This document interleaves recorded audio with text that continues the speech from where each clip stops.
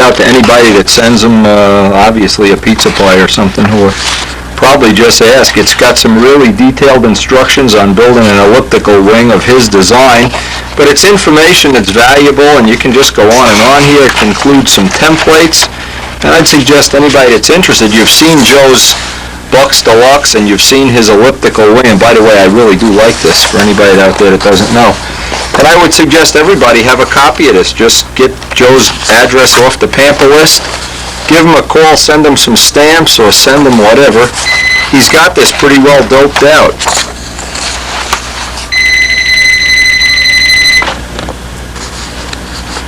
Now, as I said before that phone call, now with President Nixon dead, I get a lot less phone calls. He used to call me every day.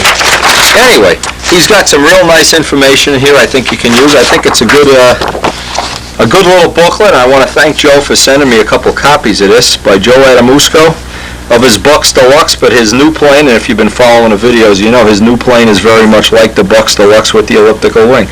By the way, anybody has never seen the Bucks Deluxe, this is Joe right on the cover of the Pamper deal.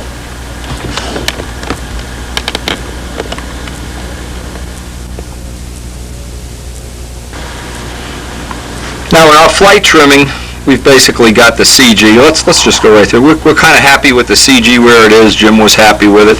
We've kind of settled on the 70-foot lines and the handle adjusted. At least we have one set up in the bank here. But the next thing we're going to be working on is props. Now, you know, in the beginning of this, we made up three different props from 3 different sets. We actually made 9 props up. And what we did in the course of testing, and a lot of this is obviously not on video, is we kind of eliminated this group, which was the 12.5 zingers. They were a little bit too racy, too fast. I kind of eliminated the group, the 13 1/8 group, rev ups by 5. The plane seemed happiest with the AHMs. So now what I did is I eliminated, these are all full diameter, one with a little extra pitch, a little less pitch. It was the stock one that seemed to work the best. So now from that stock one, and from that I know the pitch that this aeroplane seems to be happy with, and you see on the previous video some of the testing we did. What I'm going to try to do now is make up, I already have 13, 12 3/4, 12 1/2, 12 1/4, and 12. So now I'll have, of the prop that seems like it's pulling the plane the way we want the best, I'll have a choice of 5 different diameters. And that'll be the next test we do the next time we go out to fly. You almost have to, somewhere early on in the program, you have to eliminate things. And like the Zinger, now had the plane been a little heavier, this might have been a viable combination. Or it might be, as the weather gets hot, we'll have these still in the box. A little bit extra pitch will help. The AHMs, which seem to work good in the past, work very well on us right now. These are the props we were using at the team trials, but we were pulling 72, 74 ounces. Now we're pulling more like 61 to 63, depending on the trim. And you can see that roughly 10 ounces difference means we can get away with a smaller, thinner bladed prop. So by focusing in on the AHMs and having a choice of 5 diameters, I pretty much hope I'll have a nice tuning tool. When I actually get down to Texas, I'll try them all again. But what I really am going to be hoping for is that in confined air, in air like the circle burner field, air that's very rough and non-directional, always the biggest diameter. Runway air, where you're really not putting anything under a load, you really always wind up with a smaller diameter. This, of course, gives you a little bit better corner. And then we'll have all the things in between for fine-tuning. And hopefully we'll get some of this on video in the near future. If Dave Midgley's supposed to be here today. Let's hope we can finish all these props. I have 2 of them done already, and I'm going to try to get the other 3 done before he gets here.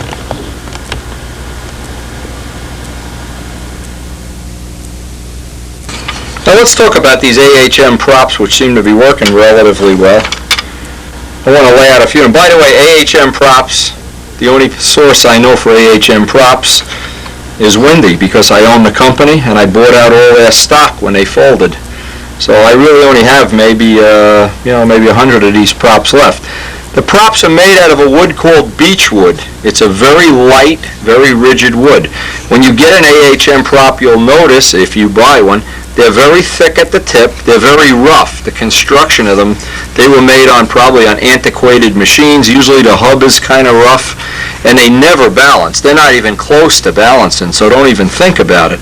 But what they are is they're made out of a wood that's excellent for our use. It kills a lot of the GP. If you rub your hand on it, you can feel it not even sanded real well.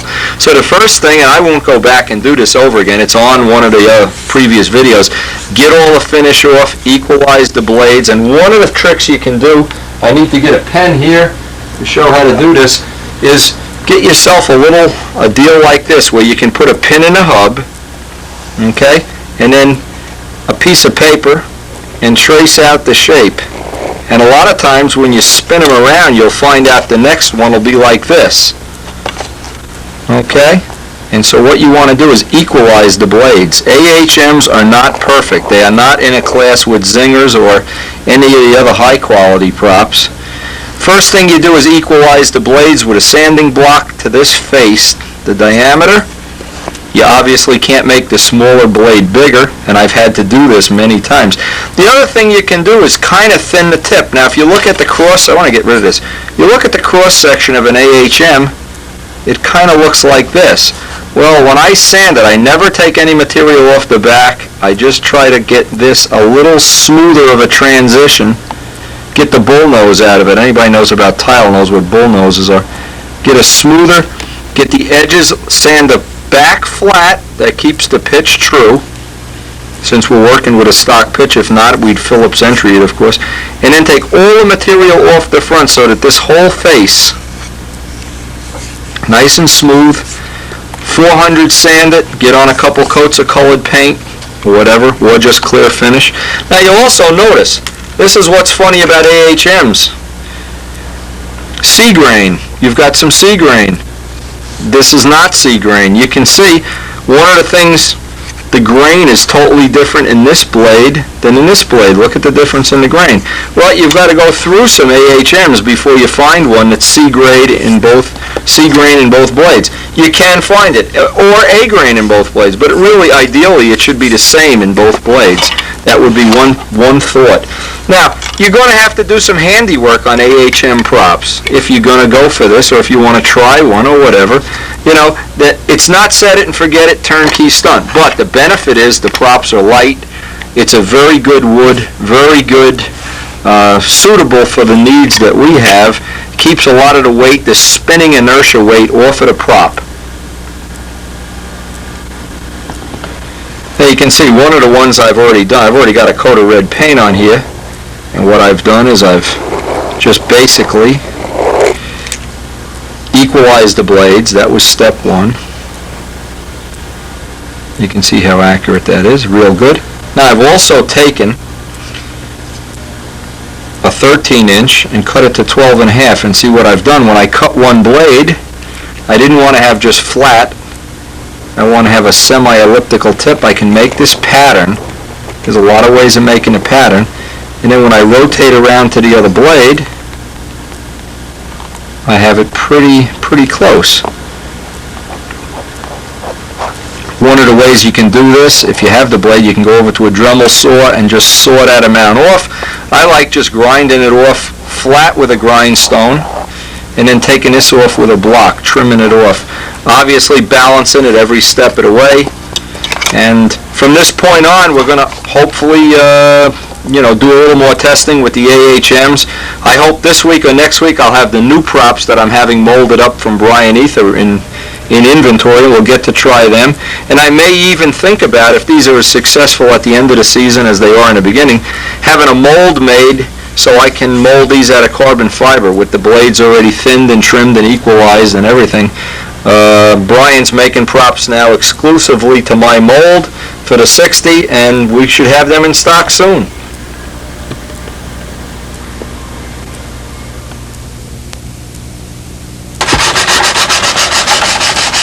Dave is down here today with his Aries. And one of the problems we're going to try to resolve here is the fillets have all bubbled up and lifted. I'm sure everybody that's ever built a plane has had this happen. Now, one of the things, Tsunami, that we're not real happy with, Tsunami was out in the sun 3-4 days already, and we already have some bubbles in the fillets, so we're going to have to be repairing them. Now, what Dave did is sand out all the old material. This is old spackling compound and red lead and whatever. Step one on any fillet repair, and this is a good time to repair it now, is not wait until it's already painted. We got some 100 grit paper and a piece of 16th plywood with a radius in it, and get out all the old fillet material. Now on this, because it's an I-beamer, you got to be real careful up here. Another good way is just take an X-Acto knife and pick it out. And what we're going to do, we're going to try a couple of different ways of repairing this. The first one we're going to try is with some just ordinary body putty. And what brand is this? This is the stuff you said, Lenhead. Super light body putty. Epoxylite is pretty much the same thing as body putty.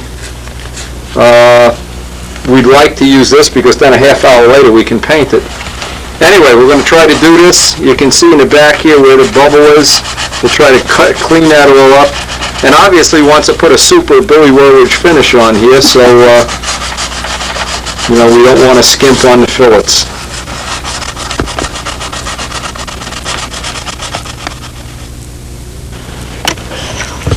And one of the things you can get is a brand new X-Acto knife and just get in there and dig out all the soft material. A couple of the things that will cause this is if you have that spackling compound, the gold bond, and you put it on too thick, that stuff really, even on drywall construction, if it's on too thick, it kind of shrinks up and shrivels. And this, to me, looks like, from what I can tell, this like the compound here is too thick. And even on Tsunami, where the fillets are, and we walked around and we were pretty careful to get it sanded thin, there's still a couple of spots that when we took it out in the sun, the paint shrinks, and then it's a problem. So this will be a good little thing to have on video on your arsenal of stuff. Now, regular, common, ordinary old Bondos works fine. This is stuff I had. This is, in fact, an old can. But we're going to do a little test on the rudder first. When he gets that finished sanded out, we're going to do a little test on the rudder. And if that seems to be fine and we can sand it out to the way that we're happy with, then we'll start gutting out the fillets up on the wing. Now, believe it or not, and Dave mentioned a good thing, fillets on the bottom are pretty perfect, huh, Dave? You bet. That's always the way it is. So maybe you shouldn't decide where to put the landing gear until you're all done. I don't know. Mine always, the bottom is perfect and the top you always have a problem with. That's typical.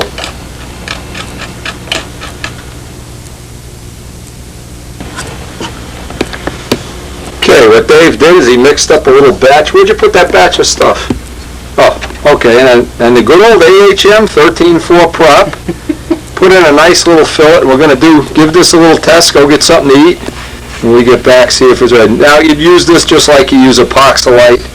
Obviously, what happens is, give me that prop a second, I'll show you. If you're making a fillet here, and you hold the prop dead to the airplane, you get a very small fillet. As you get the angle back, and you wipe it like butter in a slice of bread, your fillet gets bigger and bigger and bigger and bigger, smaller and smaller and smaller. So you want to maintain that angle as you put the material on. We'll try to show that when we get up by the wing here. The other thing too is get all the extra off while it's nice and soft. This material, you have a working life of about 15 minutes. Get the extra stuff off. And he's chiseling out the fillet, and you're going right down to the spackle. Dig that stuff right out. Don't be afraid to gouge it right out. Just get it out. There's no point in it's like building a house. You don't want to build a house and lay the first brick on mud. You want the first brick to be on something solid. So dig that out, and then we'll start on, well, you might even be able to get those fillets out of that batch before that stuff kicks off. You get about a 15-minute work life with this stuff.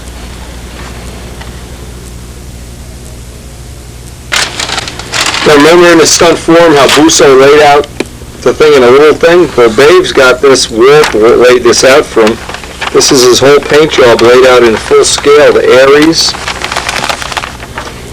Describe that thing with the pinwheel, Dave. A little trick you might be able to use. Make a tracing. Go over the trig, go over the lines with one of those little wheels that you have for doing fabric. Put a bunch of perforations in there, just lay it on the plane and just drop chalk dust on it. And the chalk goes through the little holes and it lays out the paint job. It'll outline the tape. Okay, great idea.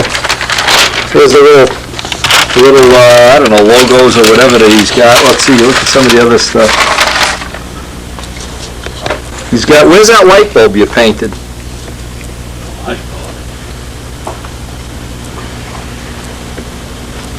I don't know if you can see this on there. Well, you really have to take it out in the sun. This is some of the special paint Walt mixed up for Gabe today. This is stuff that you can buy.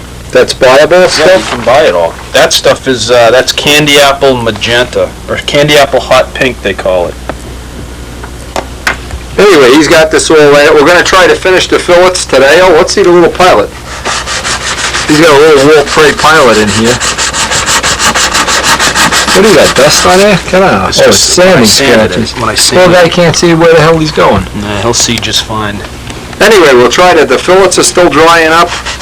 We'll see how much of this we can get done today. May even get the white paint done while Dave's down here.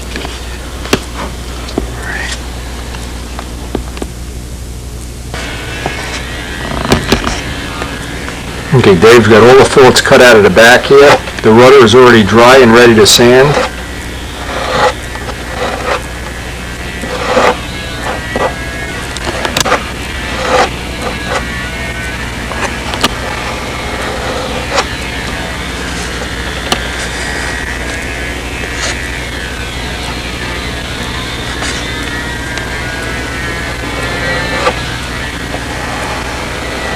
And try to maintain one angle all the way back.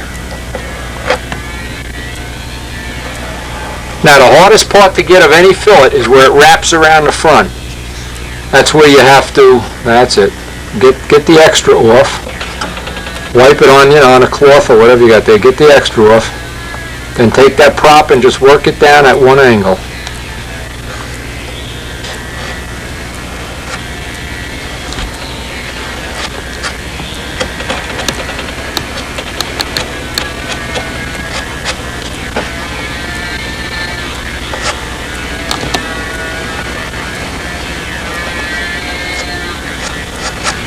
Alright, I would get the other fillet in here because you're running out of working time. Get the other one in and then just you can go back over it again and again and again until you actually have it. You'll feel it start to get warm to the touch. It's not running out. No, you got about 5 minutes, but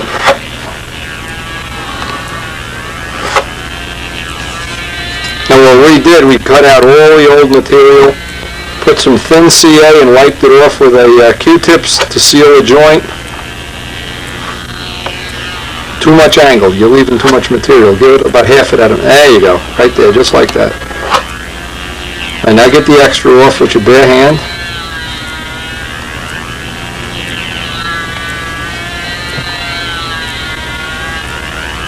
Anything you can get off now, obviously, is less you have to sand later. Now, we didn't do it here because we're working on a time thing, but if we were going to do it, and you were going to do it in an all-perfect world, you really should do the bottom, sand the bottom, put the primer on the bottom and everything all in one shot before you go and do the top. But we really want to push to get this done because Dave has a limited amount of time here, and we really would like to get some paint work done on this while he's here for the visit. Okay, let's bring it around. Okay, ready to flip it over? Or just give it one wipe with that prop. Then the last thing we'll work on where the leading edge goes into the body.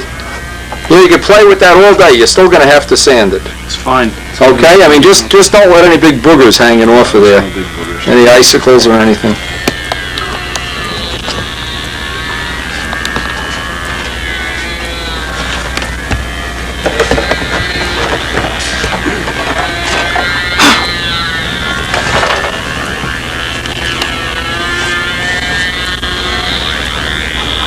The next thing is we're going to gouge out the ring fillets.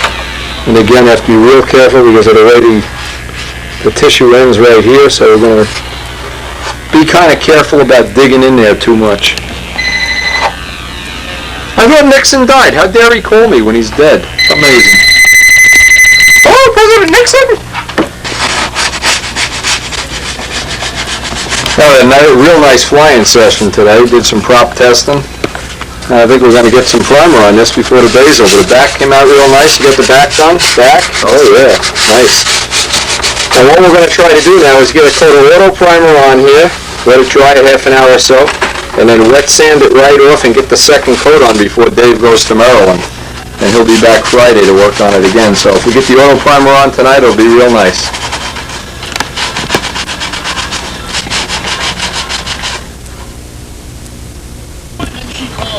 Okay, we got the first coat of primer on here. Went around the edges of the tissue, all the fillet areas, the cowling, and Dave's masking off the real pants right now. One more thing I have to tell you. I was listening to you on my way home. Now we finished this up tonight by putting a skim coat of red lead on here, nitrous stain. Just going to let that dry while Dave's away in Maryland the next 2 days, and we'll probably get back to this Friday when he comes back from his business trip. The cows are fed, no, the cows, the skis are fed, Now we weren't happy with the way that the original fillet came out on here, so what we did a little test. We did this side the traditional way with epoxylite, and what we're going to do, just for a test, we're going to test out these leather fillets that we got from a Circle Burner Club meeting. So what we did is we made a little test panel, and just 2 pieces of scrap wood. Jimmy's here, and we put some auto primer in there, sanded it out, and you can see. Get that fillet tool, Dave. I want to show that fillet tool. There's that little tool we made. Guy. All right, that it just fit into the radius, and we're going to try putting the on the other side. Don't sand it; it's still wet yet. I just want to see the size. Anyway, the radius did fit. Let's see, right into the fillet area. So this is our test. We're going to run a fillet. Now we got one epoxylite fillet on the bottom. We're going to try the other epoxy. We're going to try this leather on the bottom here. Attach it with CA, sand it in, and then if it works well, we'll do the top with this. Little R&D here and try this stuff. I haven't done this in a Can't cook while because we're all trying to learn what we can about leather fillets. Jimmy's going to take one and do it with alphatic resin. And we got one on there with C-Aerate. It looks fine. You got that up? Yeah. Yeah, That one's all twisted. I don't know if we want to use that. Just take a couple inches. No, here, this one's, alright. Well, we know the thin CA works. The thick CA, we don't have any thick CA here right now. Just do one with, and press it in with the handle of the X-Acto knife, that's all. Boy, is there ever, what we're finding out is we really had trouble with the fillets on this because the dap underneath was too thick, and no matter what we did on top of it, the dap that was underneath just kept giving it. It's like building a house on marshmallows. So now that this is all taken care of, we really want to have, at any cost, have it good and solid. We'll let it dry for half an hour while we're doing the other bottom fillet, and then we'll just see how this looks. That'll work out good.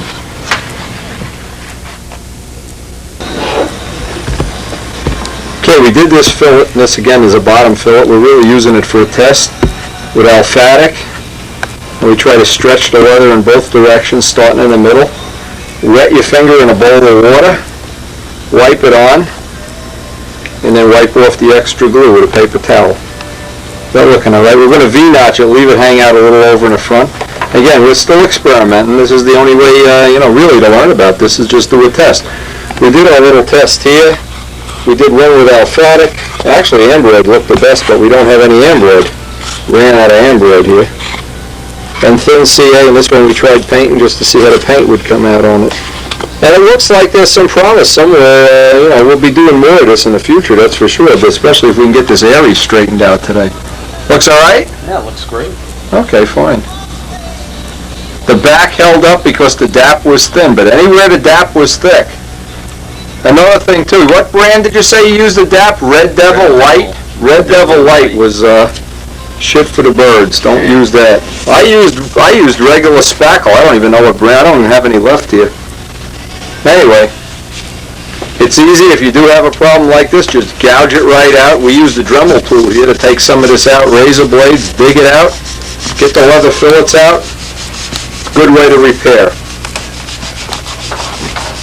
This would be a good deal if you were refinishing a plane too, Dave.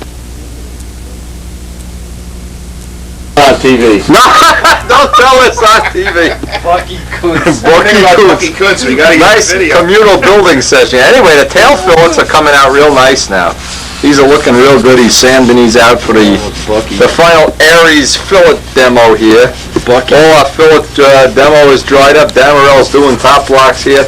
Nice communal building session. He's making a boat. Yeah, what's the deal with this top block, Jimmy? Is this going to be a speedboat? Let's see this cardinal. Believe it or not, this is a cardinal. This is this top block. Kind of unusual. The wood talked to me. The wood talk to you? I was carving a cardinal and the wood talked. The wood talks to him, huh? Looks like it was swearing at What us. language was he using? Oh, where's that tail? Get that tail over here. Oh, this small elevator? Now, Jimmy's going to explain to you. He's going to count off for you how he made. He started out with a tail that's supposed to be 30 inches, and it wound up being 34 inches. That's my short thumb. Ends up making me measure things wrong, you know. Oh, man. Anyway, the tail is 34 inches, so rivet and cut the tail. He's going to make the wing 66 when he goes home. Oh, man. Beats a blank. I got a bigger car, I can have a bigger wing. Yeah, none of that. You know, these idiots, they go down, oh, I can't fit the plane in my car, so I cut the wingtip down. Can't fit the plane in my car, so I built it in.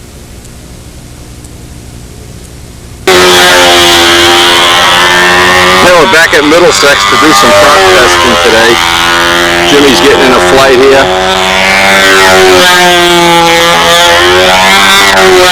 Basically what we want to do here today, Midgley left yesterday with his fillets intact, I hope we learned a lot from that. We're going to be doing more work testing some of those leather fillets, and we certainly want to do some prop testing today.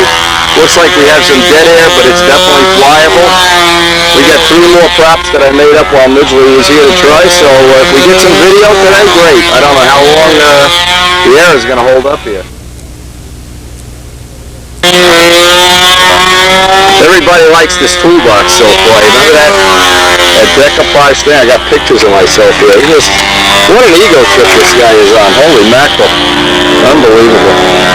Anyway, old Tsunami here is ready for some action. We'll see if Jimmy can get some footage of this later. Looks like it's a nice sunny day.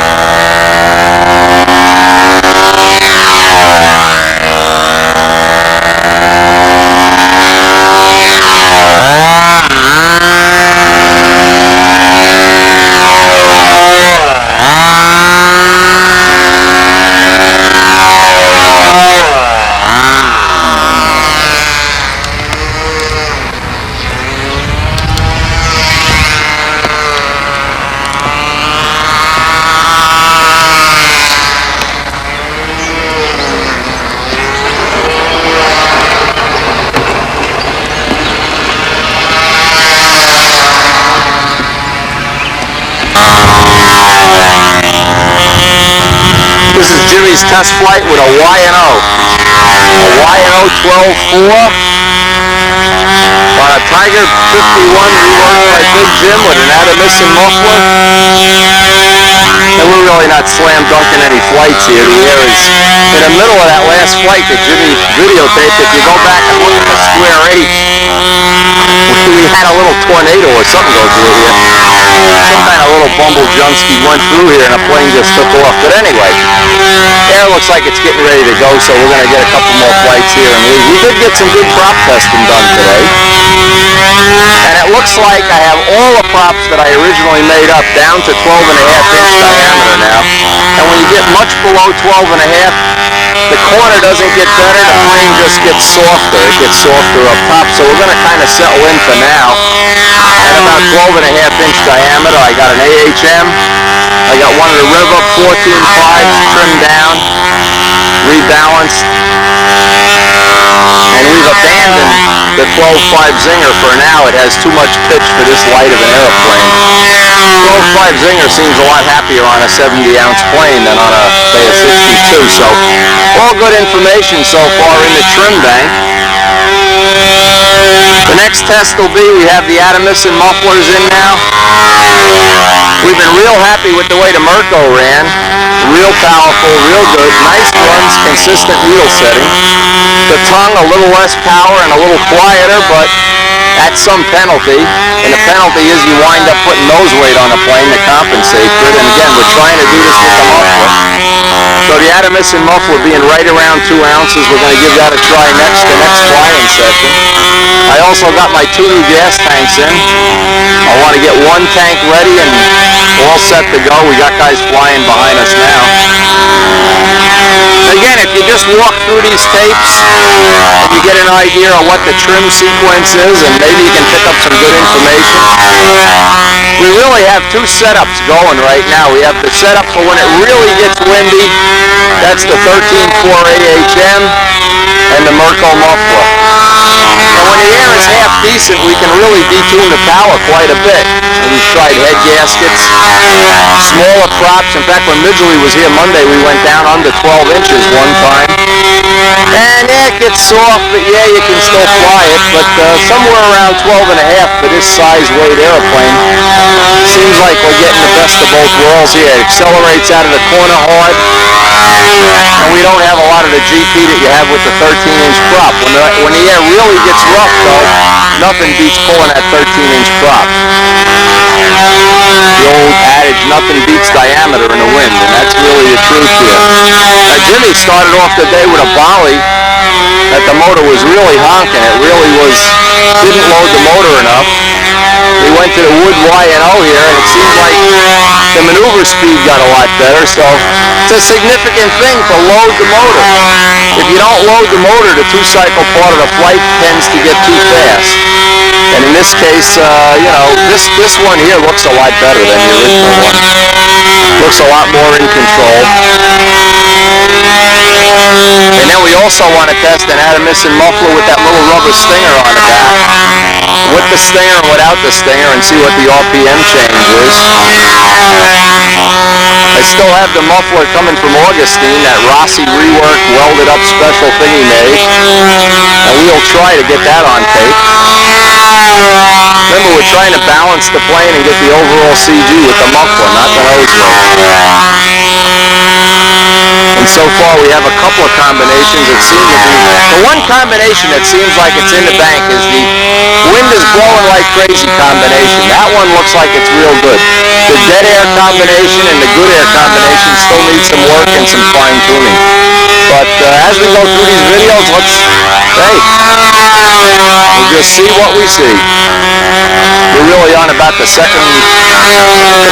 gallon of fuel so far. And little by little, we'll be chipping away at it and hope that by the time we get to Texas, we have a nice package, a pleasant package, something with a good corner and something that's relatively easy to fly.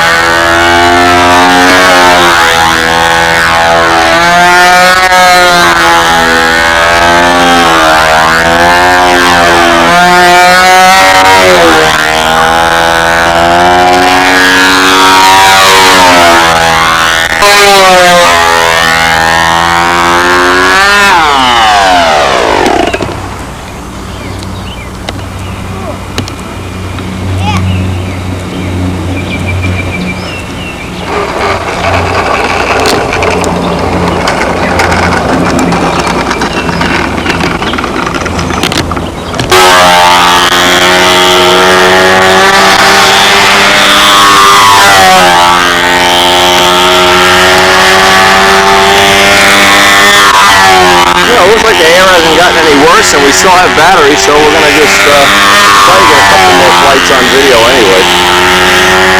Very strange air. It looked like the air was going about 10 minutes ago. In fact, we were almost getting ready to call it a day here.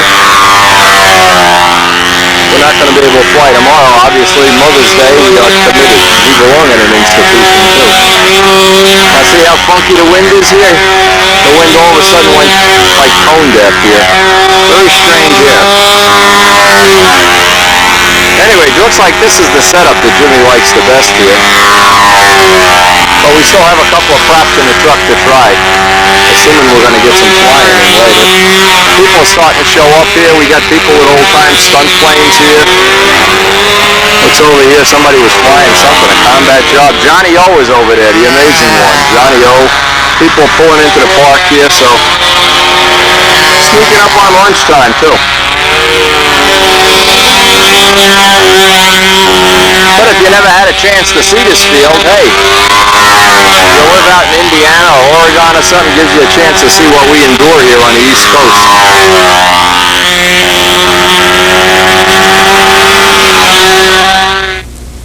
About 5'4".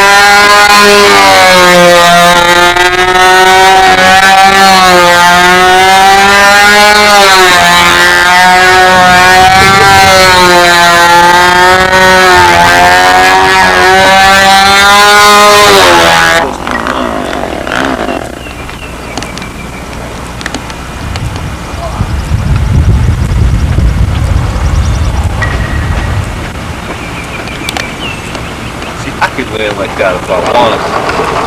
Most of the times I don't want to land. We'll go faster now. Okay? Yeah. What we tried on the 51, and it looks promising, was a 14.5 rev up. He actually took one of my red props. Cut to 12. Might be worth trying on your 51 setup. Anyway, that was the conclusion of the day. We wound up with the 12.5, 14.5 rev up, cut to 12.5 on this guy. We really had the last flight of the day, the lean run you saw, and the air is gone, and we're out of here. We're going to McDonald's.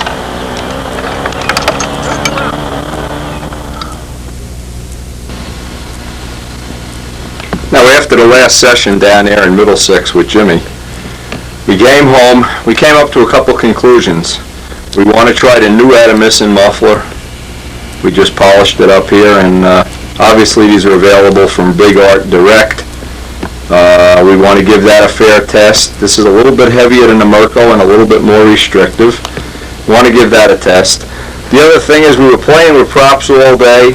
Jimmy wound up testing a couple of the props on his 51 that we had made. And what we're going to do now is we're going to take some of the 14.5 rev ups, the ones we originally started with at 13 1/8. We want to try to cut them down to, what happened is, and I want to explain this, we're cutting the diameter down, down, down, down, down. At around 12 inches it got real wimpy. We were running 12.5 toward the end of the day. So what I want to do is make some up 12 3/8, 12 1/4, you know, the in-between sizes, just for fine-tuning when we get down to Texas. We're really, right now, trying to keep the plane flying a little bit faster than we normally would expect, with a little extra tip weight. The lead out's a little bit further back than they normally would be. We don't want to push it right to the limit now, because we know the air in Texas is going to be hot, windy, rough air, and from what I understand from Frank McMillan and a couple other people, this time of year it's really brutal. It's really hot in the middle of the summer. So we're trying to get a setup here that's a little more powerful than we normally would expect to have, and have some backup systems that are even more powerful, like the Merco. The Merco is for sure the most powerful of all the mufflers. Now, just a couple other products that we found out. Now, Jimmy Damarel turned me on to this. This is DD, whatever the hell I can't, DD Auto Polish or whatever. And this is one of those custom car waxes that's real expensive. And one of the things you're supposed to be able to do, you pour it out on the wing and you can light the wing on fire. Well, we didn't exactly try that, but what we did do, I took the green plane out, took it out of the rack, waxed one piece of the wing where it wouldn't matter underneath, under the bottom, and then poured raw fuel on it to see what would happen. It wiped right off, no problem at all. So this might be something you want to try, this DD wax. This, I give the credit to Jim Damarel for that invention, or whatever you want to call it. What I did the other day too is, before we went flying, just to see how it would stand up, I took the whole plane and waxed the whole plane. It waxes on and off relatively easily anyway, not too bad. Anyway, another thing we did get in the mail, and I'm playing it right now, in fact, it's still going through. We got some old footage from some old model plane meets from 1949 to 51. They're not really crystal clear because they've been taken off of 8mm movies. Dennis Toth supplied that, and anybody would like a copy of this old stuff, maybe recognize. There's supposedly some footage of Red Reinhardt in there. It only runs about 15 minutes. I can make them a copy of that. Either just send me a blank tape, or I'll use one of my tapes and charge you for it. Either way. So we're back to trimming Tsunami. The basic thing that we're spending most of our time on now is getting the props that we want. We're really happy so far with the way the trim has worked out. And again, the plane is flying just a little bit faster than we would be normally happy with. Then we've gotten some video. We've gotten some video in some really rough, ugly air. So we can come home, look at those video flights, make some analysis of what it is that we want to try next. Some of the things left, I still have to make up those exhaust stacks. I'm still waiting for Karen to give me some giant macaroni elbows so I can make up those exhaust stacks. Had a little accident with the plane at the field too. Maybe I'll show this later. I'm kind of disgusted with it. We hit a chicken bone out on the field and put a big gouge right in the bottom of the wingtip box. And I came home and the blue paint that I had, the touch-up paint, was dried up. So I guess a lesson here is keep a little bit of of touch-up paint all the time. I'm going to have to order some more blue paint. Okay, with that in mind, I guess we're pretty much ready to go test this out of Missing Muffler, I hope. And, you know, we can make some analysis, some analogies of just how close it runs to the Mirko and the tongue. And we have I put a pressure fitting in here. Notice I put it in the stack and not in the barrel.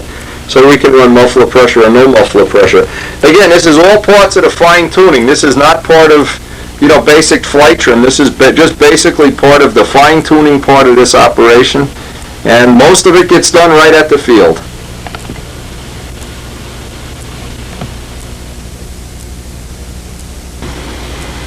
Now it may be, one of the things I want to mention, I've been cutting down so many of these props, I made little thicknesses of tape that just take the tips right off with a saw instead of grinding them.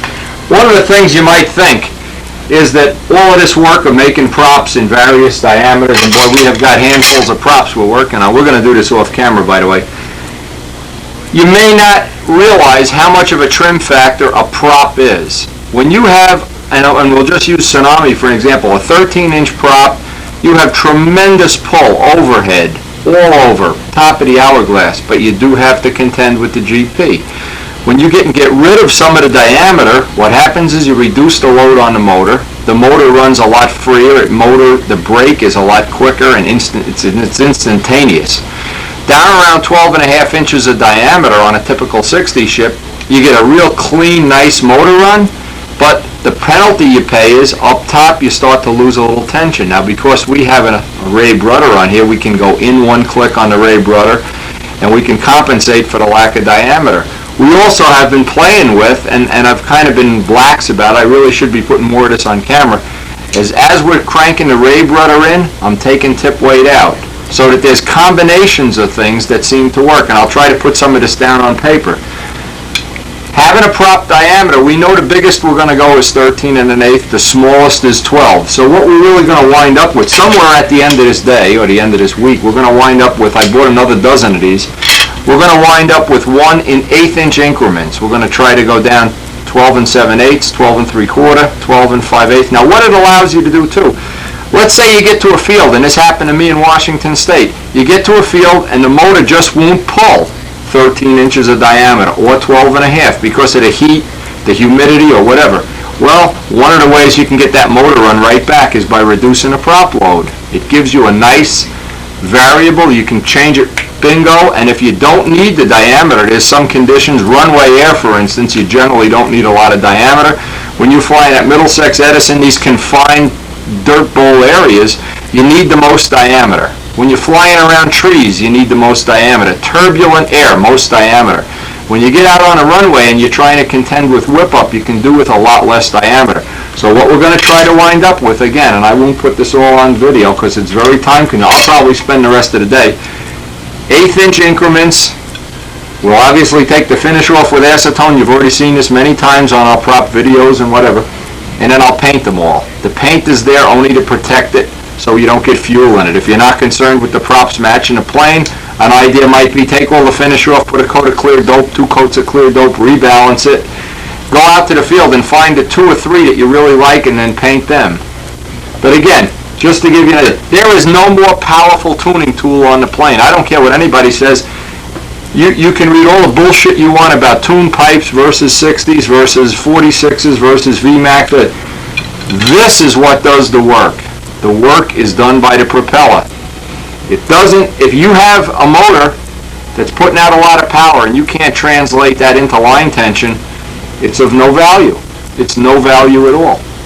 You've got to be able to take that, and a good way to think about a propeller is pretend that propeller is the transmission in your car.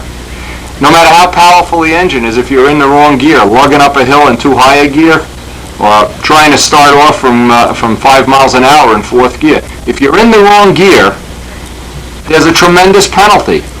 And I don't know how to say this other than the most powerful tuning tool on the whole airplane is the propeller. What's happened is, and the big misconception with all the tune pipes and all of the work I did with tune pipes, all of that work you can translate, and I mean we have it on video, so you know that I'm not bullshitting, I just made this up in my head. All of that work comes from trying to match the propeller to the engine speed to the weight and drag of the airplane. And if you can't do that, if you just have one propeller, you can't do that. It's like having one pair of shoes and they don't fit. Well, if they fit, it's fine, but you gotta have an ability to tighten the laces, loosen the laces up. You've got to have a fine-tuning tool. So my suggestion is, if you're doing it with carbon props, it's very expensive. It's still doable, but you have to have $1,000 worth of propellers, especially if it's 3 and 4 blades. If you're doing it with a generic prop like a Rev Up or a Zinger or whatever, probably $50 worth of propellers will get you 1/8 of an inch in every dimension, range, prop load.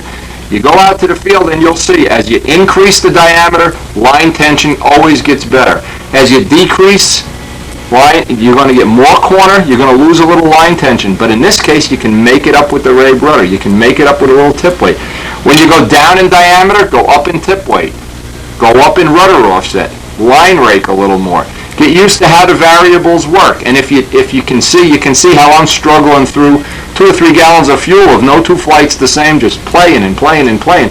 That's how everybody that trims a plane trims a plane. There's no formula for this. And even if you build 2 planes exactly alike, and I have built 2 planes, they're not going to trim exactly the same.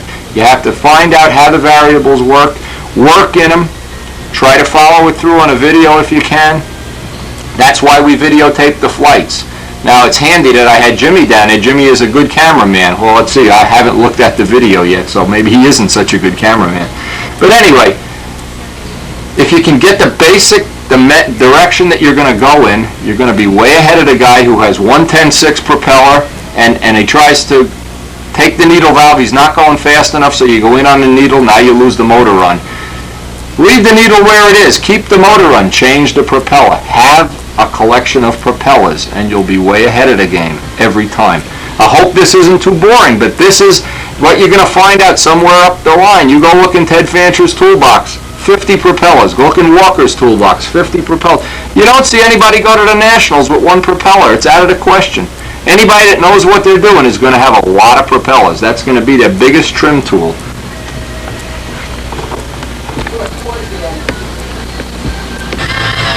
Now what I try to do is just mark the ongoing diameter with an ink marker on each prop,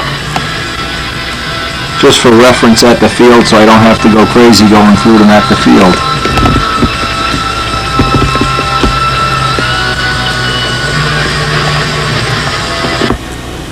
Now I just want to show some of the things that happen to props, especially when you fly in a field with little cinders. See all the little chips out at the end here?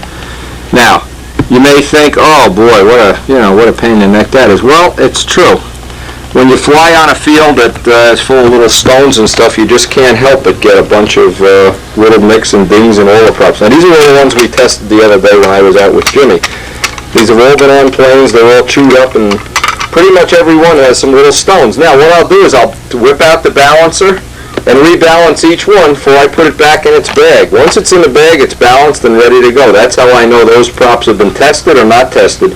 Take them out of the bag, put them in the bag, whichever way. The ones that are in the bag are rebalanced and tested. Now, another thing, you got the old Gorham silver polish. Now that the props are painted, you can pretty much Gorham silver polish. You can get the balance on them just right. Now you can see this one, this side is all chipped up. This one is out of balance, just by a little bit. Always check it both ways. And see, that is the heavier of the 2 blades for sure. Now these are props that have already been balanced. Keep in mind another thing, the paint gases off. This is why you balance the props in raw wood, then balance them in paint, and balance them a week later. Okay, so I'll just make a pile of 1 by 1, go through all the props that we've tested that need to be rebalanced. The ones that are balanced okay can go back in the bag. Some of these don't have many chips out of them. That one looks good. This one can go back in the bag. But if you go through them, you're always going to find a couple that need to be rebalanced. And believe me, especially when you're, when you're getting right to the razor edge of performance, right at that razor edge, you want everything to be perfect. You really don't want to have a lot of compromises. That one's got a heavy blade. There's a nick out of this blade is what it is. So what I'll do is the heavy blade on these, I'll take some Gorham silver polish, just polish it down. And when you go through them, it's good to have 8, 10, 12 test props right in a row. Check them out.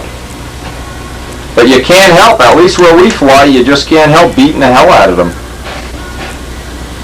We could live with that one.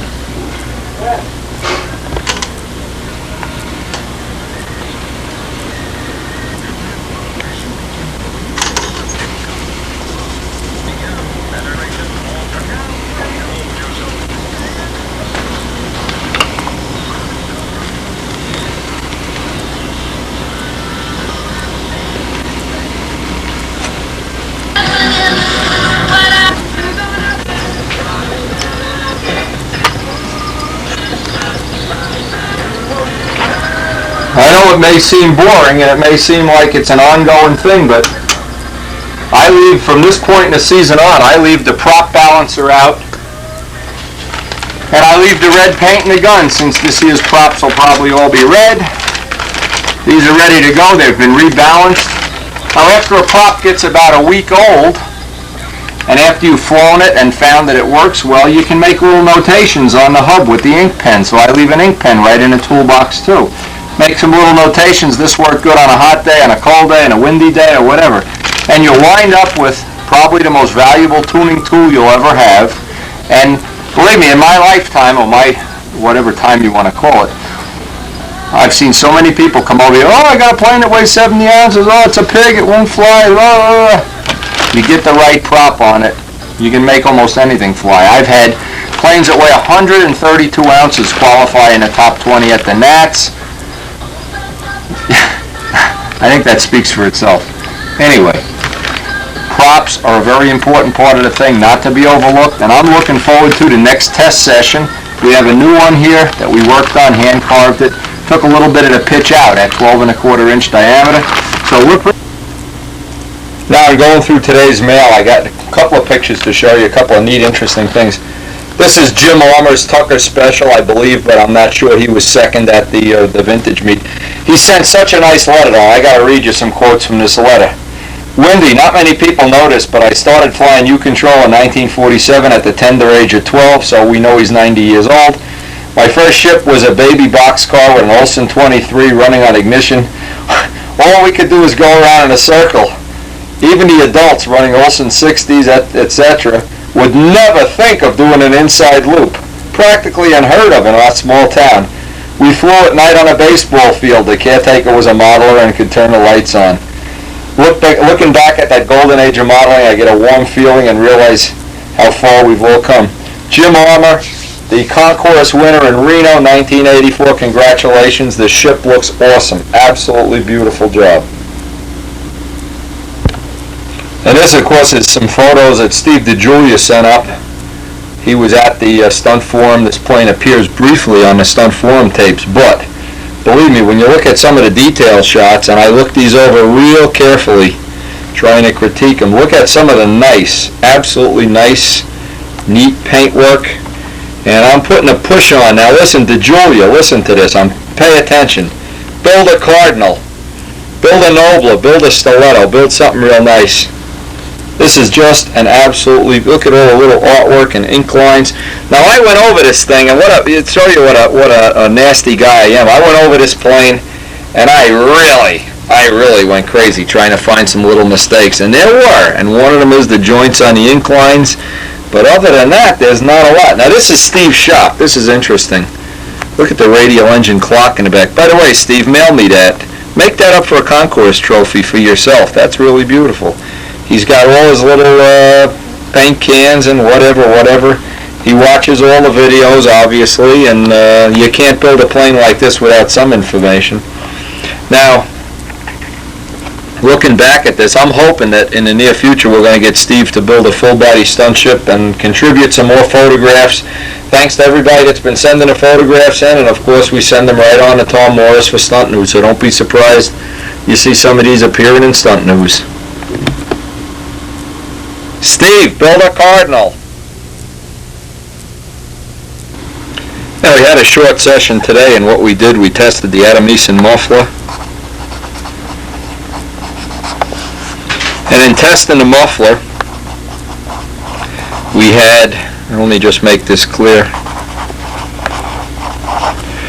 We ran both of these back to back, switched back and forth right at the field under flying conditions, and what we came up with was a prop combination for the Merco. And basically, this Merco right now, it's something that I'm trying to pass this on in a way that would make sense. The Adamson muffler is a little quieter, just a bit. It's a bit heavier. The Merco is a little bit louder, uses a little more fuel, and it's lighter. So what we did in the last session is, now try to picture that, we're trying to go through this in a systematic way and balance the plane with the muffler. Mike is going to be getting together with us for a trim session hopefully this weekend. What I tried to do is get a combination. Again, a nice quiet combination. We know it's a little heavier, so I may or may not have to add a brass tail wheel, I don't know, to get my CG exactly where I want it.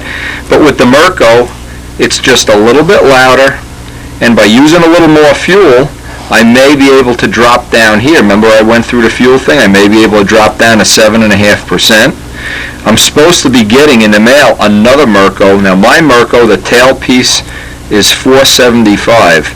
I'm getting one stocked at $375. Adamson is stock $375 too. So that I'll have two different Mercos. I'll kind of have a quiet Merco and a loud Merco. Now the advantage to this is I'll have more combinations to take to Texas. And from time to time somebody in the world notices that things get loud or quiet, then you can always silence them with this. I prefer the loud muffler. I like to hear the motor run. It makes it much easier to set the needle when you can hear every little thing going on. But anyway, we did work on these two combinations. More on this later. But what I'm trying to make a point of here, I don't know if I'm coming across here, is we're trying to get combinations. We're trying to come up with a combination that's relatively quiet. It's a little bit nose heavy. This combination, and put all this information into the bank. The Merco is kind of like the killer combination. It's loud, it uses fuel, it's lighter. The CG is a little bit further back with the Merco, and we get a little bit more corner. Now, staying with the original philosophy of not wanting to take nose weight in and out constantly, I want to hopefully in the next trim session get a final combination for my Adamson muffler, so I'll know where the lead outs should be, where all the variable things, the prop, the fuel consumption, and also for the Merco the same thing. But as of right now, they both seem to be working real well. But again, I still want to have both combinations to go to Texas.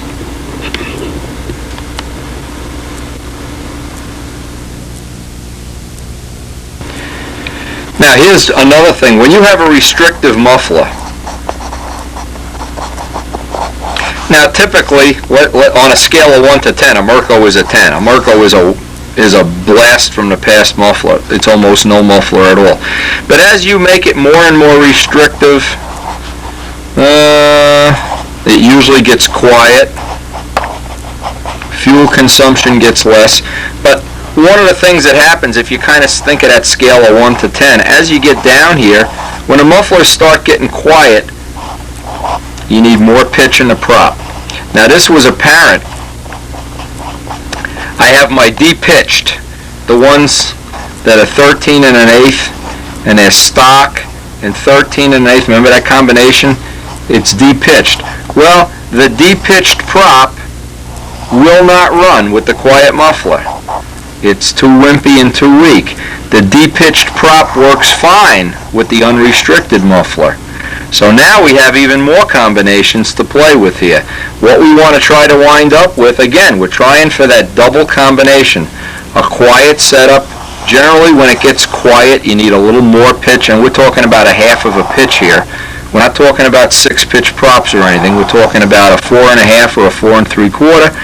What happens is, as you restrict the motor more and it can't make more 2-cycle power or more power period, you need to get pitch into the system so that you can maintain the lap speed. As you get into this end of it, where the motor is running pretty much unrestricted and it's loud, relatively loud, you can run lower and lower pitch. And this is where we really made some gains in the last flying session, is we were running the Mirko with the 13 1/8 D-pitched prop, and boy, was that a no whip-up combination from hell. That really was a good combination. That we're going to put this one in the bank. But when you try to run it with a more restrictive, quiet muffler, no good. So these are all the things you hopefully can test and try and get them figured out before you get in the car and drive to Texas. Makes it a lot easier to figure this out now than later.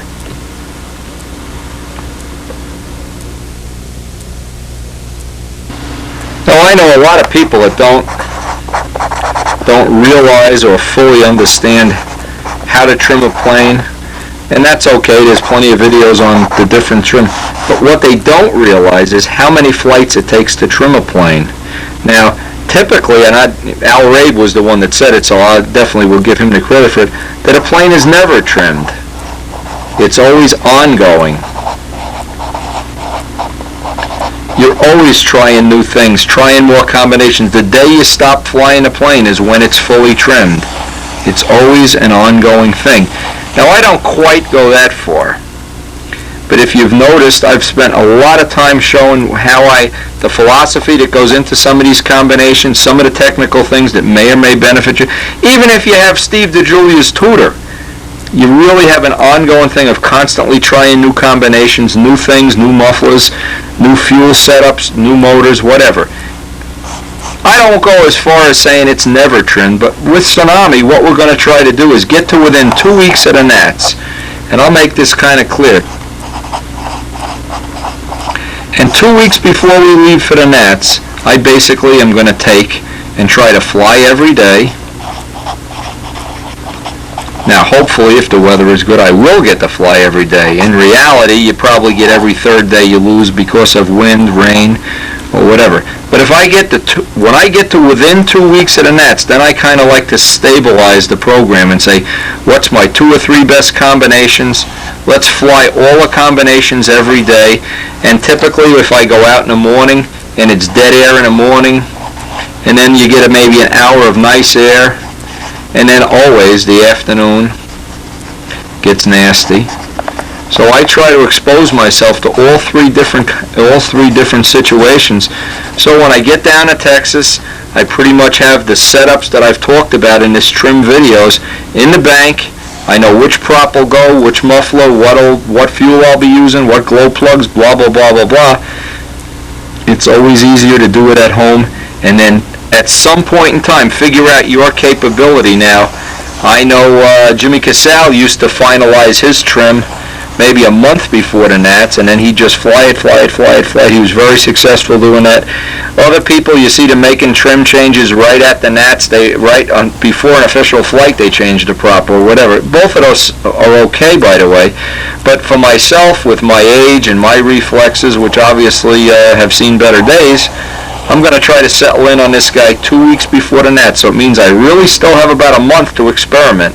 And if you set up some kind of a program you're comfortable with, it'll be a big help to you.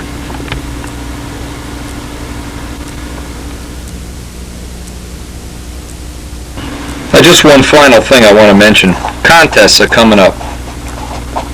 We have a contest in 2 weeks. It's going to be Flushing. Now, some of the things you can do to prepare for Flushing. Flushing is really open air and typically pretty windy. So what I would like to do to prepare for Flushing, to get a setup for Flushing, obviously choice one is go to Flushing. Either Saturday or one weekday that I can steal from my personal life, but actually be at Flushing, get used to the background, the conditions. Now, Flushing will be very useful. The setup that works at Flushing will probably be a good setup for the Nats. Other fields where you're flying, like we're flying at Middlesex, in between tree boles and the air is swirling in, down, and it's bumpy and everything, this setup tends to be totally different. This setup here is not appropriate to fly at Flushing. Usually you'll wind up here with with too much pitch, since in this conditions whip up is not a factor. Flushing whip up is a factor. So we're going to try to, the next phase of this video, we're going to try to simulate or actually get out to flushing and get some flights in the flushing air, get together with Big Jim and Mike, and hopefully get some video of the conditions at flushing to simulate the contest, and then of course go and compete in the contest. So if this information is good, in other words, it's not a real productive thing to go to Middlesex and prepare for flushing. The conditions are totally different, and vice versa. It wouldn't do a lot of good to go and fly at Flushing on Saturday and go to the contest on Sunday. Well, the Nats is a hard condition to simulate since we don't really have the kind of temperatures that we're going to see in Texas, but in either case we're going to try to get a good part of what we're doing out at Flushing. That'll be as close to... Now, since we did a lot of work on this video earlier with fillets, I just want to do a couple of repairs today on these fillets, and believe me, if there's one thing remains constant, you may get 3 planes in a row that you don't have trouble with the fillets, but eventually you're going to have something pop. Now it gets even worse as you make darker and darker colors. This is red, black of course, and dark blue are the worst. But you can see some of the fillets on here have stayed perfect. All the filleting by the nose seems real good, the top block seems real good. But on the bottom and in the back here we have a couple little spots we really would like to touch up. And I want to go through what the procedure is for touching them up. Being we're doing all this fillet work, believe me when I tell you, it's hard to be honest when you're writing a column or you're doing a video. What you'd like to have happen is say, oh, I never have that problem. Well, if you look over here, this is about 10 years worth of airplanes. You have one plane, this red one here, where the fillets are absolutely perfect. There is not a glitch in the fillets. The Griffin, absolutely perfect. The Sidewinder, perfect. So you would think, wow, this guy's going to have perfect fillets. Well, the yellow plane, not so perfect. They bubbled up in a few spots. This one, well, 50-50. And the Red Baron, the fillets cracked like glass up in the front. Never really had the time to repair it the way it should be repaired. But let me go over some of this. I think this will help you get a good idea of what's going on fillet-wise. I think this will be valuable information.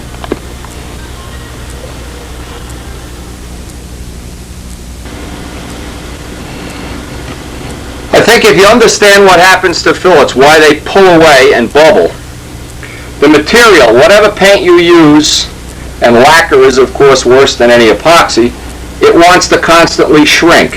So what's happening is, here you have this beautiful joint.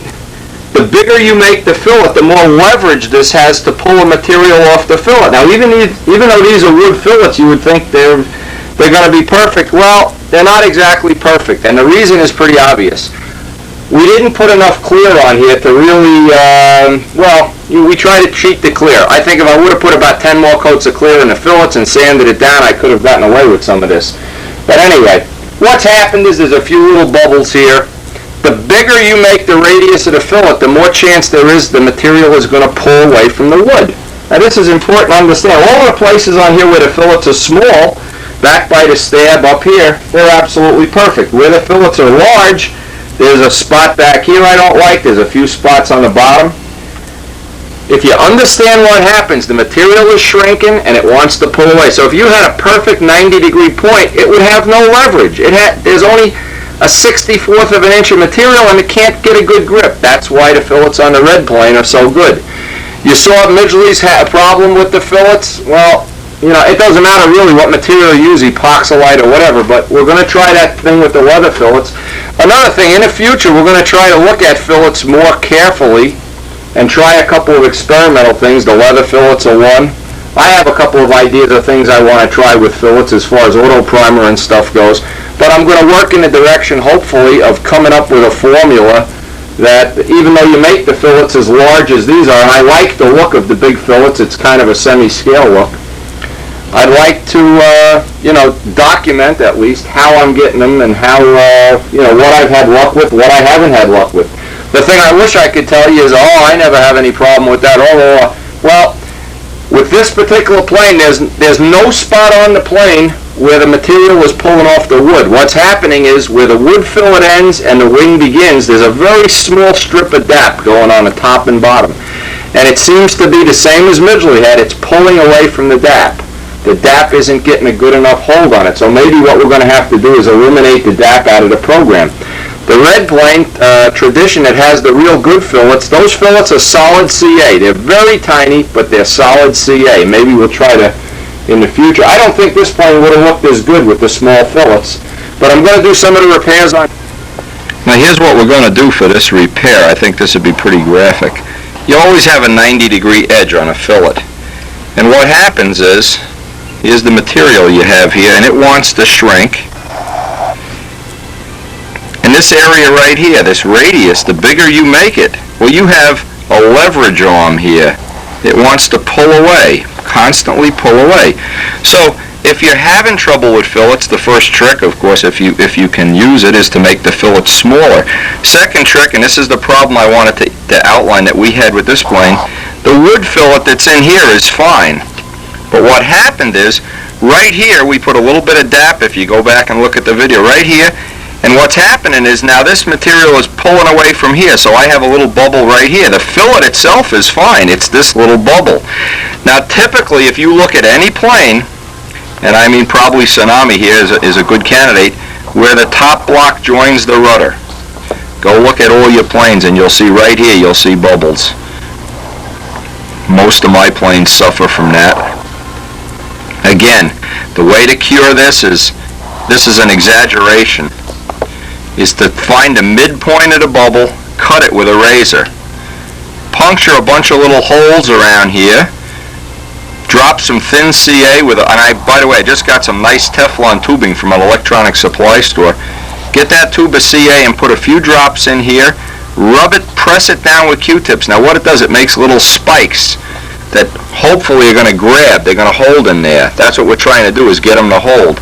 So that's the whole, at least so far here, one of the things that'll be to our advantage is to get some CA in there, press it down with some cotton swabs.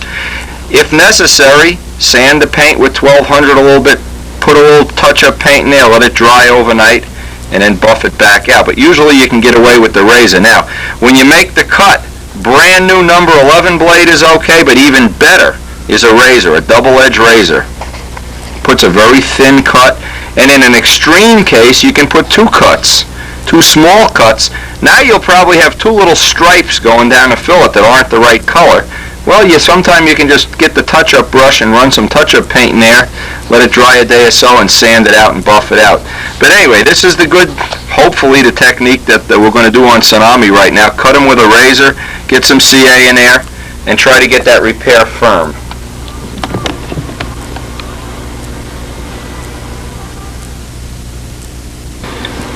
By the way, I went down to an electronic supply store and bought a roll of this. I'm going to try it today and see how it works. It's pretty much the stuff you get from SIG that's, that goes in the end of the CA tube. And if necessary, if you already have too big of a hole in the CA, what I'll do is put this in and wrap some masking tape around here. The masking tape kind of hardens up. If you make the tube long, then you can keep trimming it as you go if it clogs up at the end. But we're going to try this. I have never tried this yet. It was $8 for, how many feet does it say? I don't know. Enough probably to, have a spaghetti dinner with.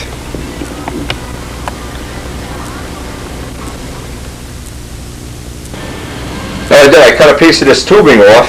If you cut the end of the tube off and you take a pin and just gradually put the hole in, what happens is you can just get it big enough that you get a nice tight fit. You can almost hold a jar by that. But just to make sure, when I'm doing fillet repairs, I don't want to have a drop of this go out onto a fully finished surface. And by the way, if it does, a good way to get it off is let it harden and get a brand new double-edged razor and slide it underneath and shave it off. This is just for safety, and this is a good tip. What this does, this will keep the extra CA off, and now you still, where the heck's something I can put some CA in? An old tube. You can still get a nice little drop of CA out of here. Nice little tip even for building. Now as it clogs up, I'll just take a 1/64 of an inch off at one time, and for our repairs now, I want to be real careful. I don't want to get any globs or blobs. Hit this and get some Q-tips out and we'll start the repair. Now it's a good idea always to practice on the bottom. I'm taking that number 11 blade and putting 1,000 little pinholes. I got a little bit of a bubble here. Now it's real important. This is where the muffler actually exhausts onto the wing. So I really want to keep this area fuel-proof, number one. And you can really just run that knife down and you can see where anything that even comes close to being a bubble, put 1,000 little pinholes in it. That lets a lot of little spikes get down there. And sometimes you have to go through this 2 or 3 times and put a little CA on there. Now, brand new Q-tips. The dust in the Q-tips helps kick it off.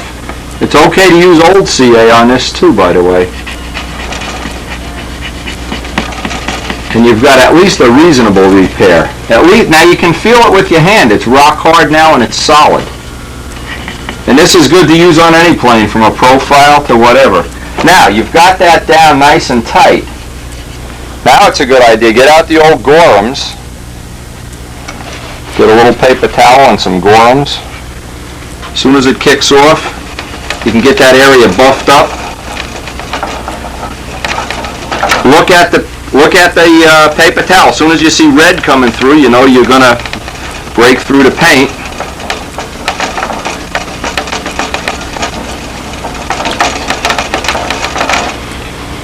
Still clear. Now this would be the area. This is where I wish I had a lot more clear on a plane. When you have a lot more clear, you can, by the way, I got a little drop out of here. I'm going to have to get a razor blade and get that off.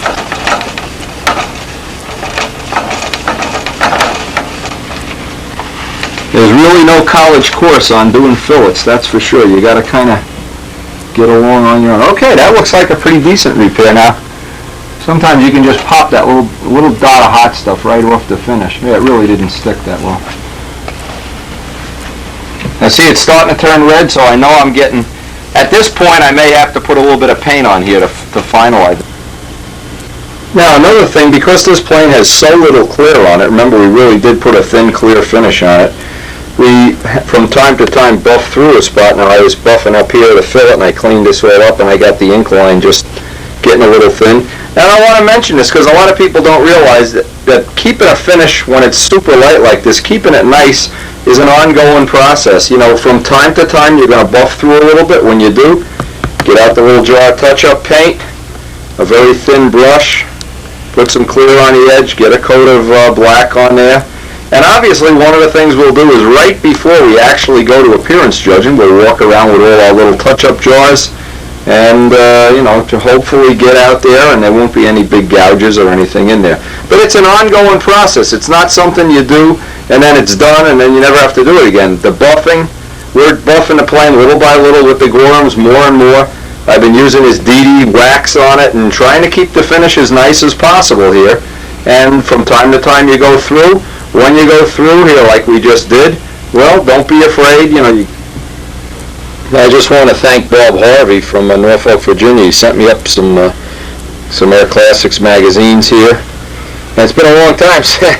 Been a long time since we got some of these in the mail, but we've already got most of the stuff. I won't go through any of the pictures, but thanks to everybody, actually, that contributed photos and whatnot to Tsunami. They've all been a big help. I've enjoyed them, and thanks a lot. Now, one of the things I want to do later today, I have on my list of things to do here, the exhaust stacks. I cut up some little pieces of, these are giant arrow shafts. These are 3/8 ID arrow shafts. I salamied them all up. And I'm going to try to lay out what I hope will be the alternative exhaust. The original ones that were on there I didn't like. So I'm just going to try to lay some of these out, play with them for a while, see if I can come up with something that I like. The ones that I got from Gerald Champ, they were made by Alan Ressinger, were just a little bit too small for the model. They were kind of like a 35 size, so we'll play with. Now, when laying these out, funny story. I sent my wife to the store to buy big elbow macaronis. You want to see some of the junk she came back with. I'm going to be eating elbow macaroni for a month, and I hate macaroni. Anyway, one of the things I want to do, you can lay these out in several different ways. You can lay them so they sweep completely back. Obviously, these are not totally scale exhausts, and I have the Red Baron ones, which I like, the Griffin ones, which are a little bit different, but each one is kind of like an individual thing here, and you got to kind of lay them out in several different ways till you get the proper word is here, is the look that you like. And you never do know what that looks like until you lay it out. If we were making a scale model, we try to make some curve. These tubes would have curves in them. Obviously, this is not a scale model. It's not even a rip-off scale model. It's really just a fantasy model. Anyway, you lay them out like this on a piece of plywood and then tack them down with hot stuff is the easiest way I know of to do this, until you get a look that you like.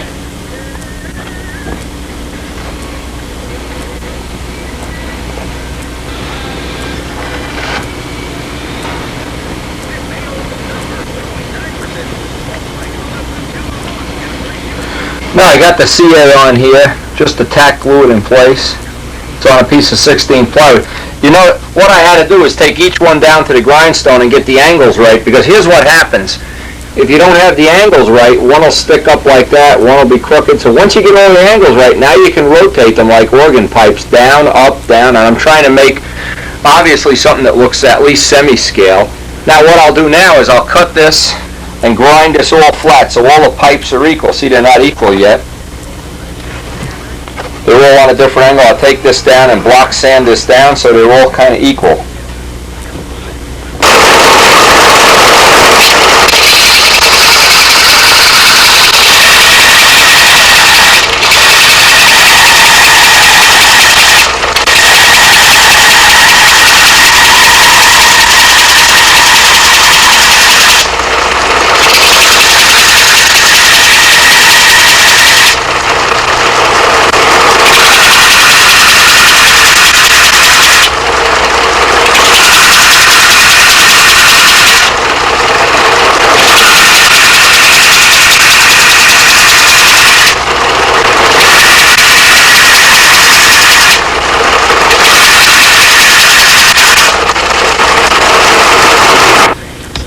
And see, now I have all the, I'm trying to do this on the Macrons, when you grind carbon fiber tube, you get these hairs, so I'll have to sand these out.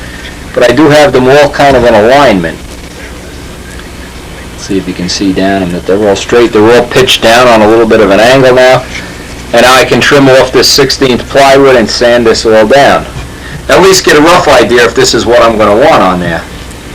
And of course, a lot of models this is appropriate for. A Tucker Special has little, because it's based on the Schneider seaplane, it would be a good candidate for some nice exhaust tubes. You could even put these on Noblers, anything, and when you're finished, you can get, if you crash the plane especially, get a knife, pry them off, and use them over again. And you just take a little sanding block and dress these off now.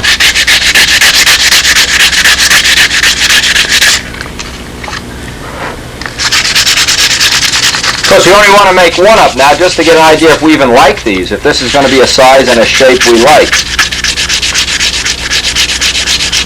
The carbon fiber tubes are available from George Spar and Aerospace Composite. You could use aluminum tubing, probably even better if you had aluminum tubing, but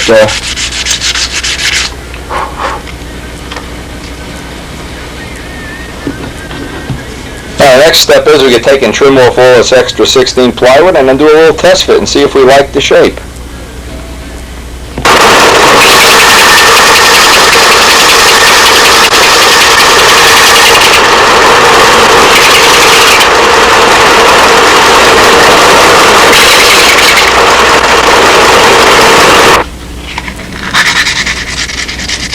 Now once you get kind of the rough shape with the big sander, I do the rest by hand.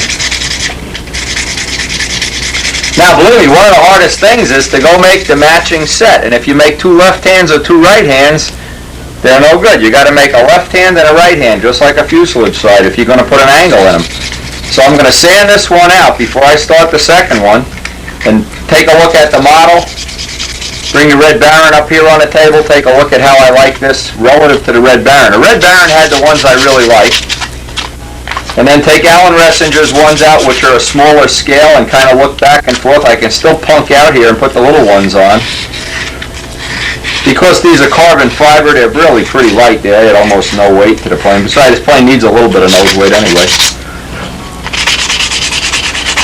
And one choice you have always, if you're really a coward, you can silicone seal these on and see how you like them. Fly with the plane before you go epoxy them on. I'm going to epoxy them right on. These belong on the plane. And it's just a question of, I'm going to get the right ones. If I don't like the way they look, it's back to the macaroni store. Now if anybody out there can get little pieces of bent tubing, I was even thinking of trying to get make my own tubing bender so I could make little curved tubes that'd be more scale-like. But like these, now that they're finished. I'll seal them up with CA when I'm finished, get a coat of black paint on them, and just so you can get the difference in scale. See, he made these with little aluminum tubes. If you look at them here, you can see here these are even and these two stick up. He really should have brought that down. Big critic that I am, these are probably crooked too. But anyway, we do want to seal everything on the plywood up with CA before we paint it. And this is about what the little exhaust manifolds are going to look like. Now, it's important that I go make another one, and I'll lay it all out and not make two lefts or two rights. Here's the other little Allen Ressinger one. And I'm not criticizing Allen's stuff. These are just for a smaller plane. And I wanted that big look. Now, of course, I have to go get the plane, pull it up out of the rack, and check, make sure I'm going to like the way this looks. Tack it on or something.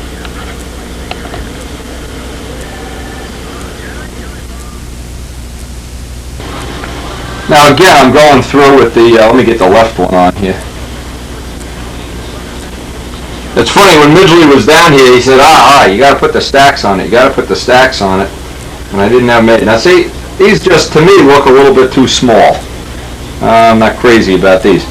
This is the other side. I have to make this side yet, but this looks more in keeping with the size of what it should be. And of course, now the other thing is you got to get them both on, so when you look from the front, they're both level, and from the top, they're both straight this way. You can't have it one further back, one cocked to one side. So right now, being I kind of like these, I'm going to go get the plywood and make up the mirror image piece to this, and hope that, well, for all practical purposes, I can get them that they look alike, and I'll tack glue them on before, and paint them, of course, before I actually put them on.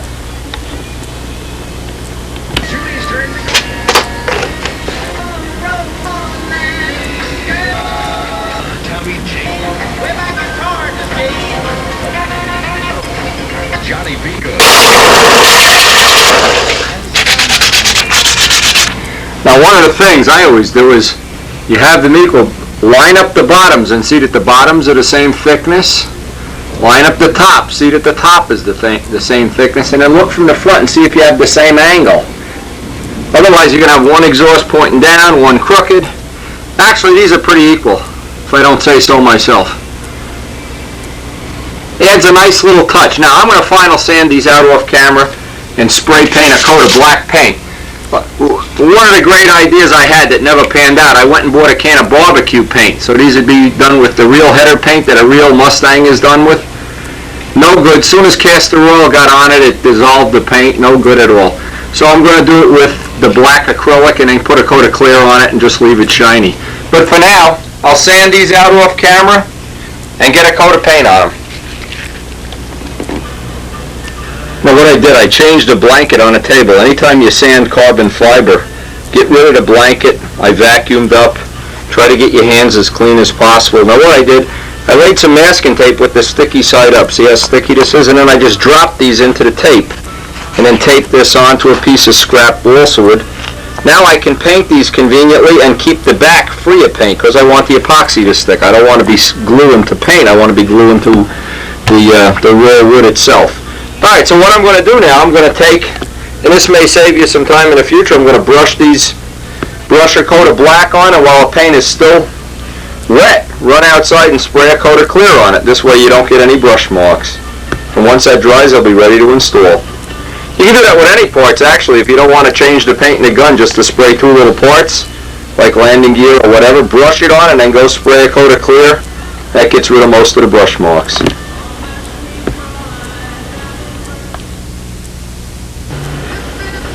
Now one thing, when you're going to let this dry, if you let it sit so that this surface is perfectly flat, you'll get a little puddle of paint inside each exhaust pipe. Let's see if you can see this. I don't know if you can see this. What it'll be is because because these are so short, you can actually look into them. You don't want to look inside and see hot stuff or mice or anything, or Midgley's old underwear or something like that. You want to see a nice smooth puddle of paint. So I've kind of put a little bit of extra paint down in each exhaust stack, and I'll let this sit on a perfectly flat surface now. I know this table's flat. And I can tear up my note for, hey, exhaust stacks out of here. Now as soon as that dries up, we'll start lining them up. A couple of hints for lining them up. Lay it out with tape first. Glue them on, you know, with, like, I'm going to do this with 5-minute epoxy. Check that they're from the front even. Want them perfectly even from the front. From the top straight down perfectly even.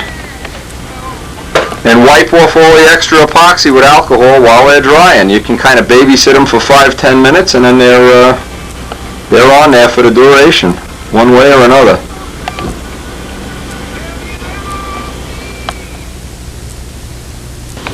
I just wanted to show these little guys. This is the nose of the Griffin. Get an idea how I made these. These were pretty much the same way with the aluminum tubes.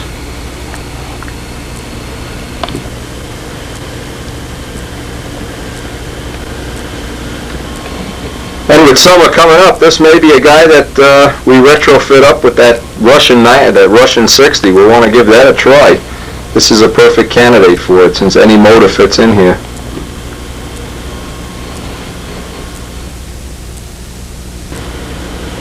I just wanted to show. Now these are more like Allen Ressinger's. In other words, each stack is cut off even. This is on the Red Baron, of course. And I made these up pretty much the same way. Just trying to show this is just one of the significant things.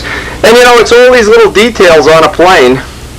No matter what plane it is, all the little details on a plane are what make it special. The little lettering back here, the little vents, all the little scoops and dupes and poops and everything.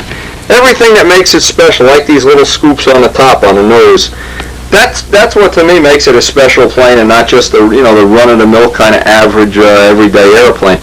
And these little exhausts, believe it or not, they add a nice little decorative touch. They add virtually no weight, and you can do them up in one afternoon the most. So, hope you'll give it a try. Now I'm just looking at these fillets. This plane, this is the Sidewinder, of course. This was made in 1990. There isn't a glitch in these fillets anywhere. And these were, well, they're on the video if anybody wants to look at the Sidewinder video. These fillets held up well. This plane had a lot of flying, had a lot of different motors in it, had a lot of abuse even, but the fillets held up well now. It just goes to show you, sometime you win on fillets, sometime you lose. Hey, Mr. Pilot. Hey, is he a nice pilot or what?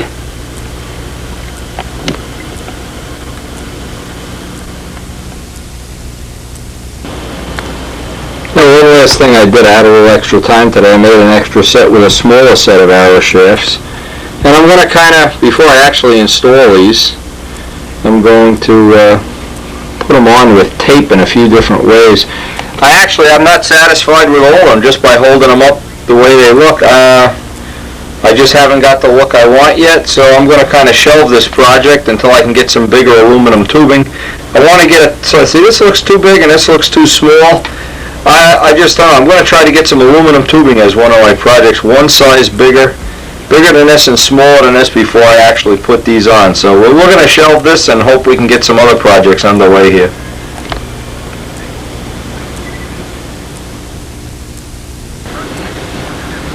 You know, and that in itself is an important lesson. If you're really not happy with something, and I really wasn't happy with the overall look here because you're doing this kind of stuff, wait until you're happy with it. Make a few more if you have to. We'll fool around, try to duplicate the ones on the Red Baron, whatever. This is a photo sent in today by Jack Bryan of Albuquerque, and a good friend of mine. This fellow's 13 years old. I don't know, he didn't say much about him. He just said he's doing a fine job of building, and obviously he is here. This looks like a real nice twister. His name is Scott Metzner. I hope I'm saying that right. And Scott, if you ever get to see this video, you're a star, man. The king of Albuquerque here. Now, as you know, if you've been following this series of videos, you know how much I love air races, and Frank McMillan just sent me this really neat video. It has all old Thompson Trophy racers. There's the GB. It's something he recorded off the television. Anybody like a copy of this, I'll be glad to make them a copy if you just send me a blank tape or whatever. If you're into air racing, this is a great tape. It has a lot of GB footage. It's really from the 30s. It has some really neat stuff. Anyway, I just wanted to make one point. We have gotten, since we started the Tsunami project, and that was 26 tapes ago, We have gotten some really nice contributions in the mail, some nice photos of Reno air racers and magazines and books, and I mean, it's impossible to thank everybody individually, but they've all contributed a part to our enjoyment of this project, and I hope, I can pay some of that enjoyment back. If you get some information off of these videos that you can use, well, that's just great, and I really want to thank everybody. I have just gotten so many magazines, pictures, photos, and God knows what else, and you just can't say enough about it. Everybody that sent me nice stuff, I really do appreciate it.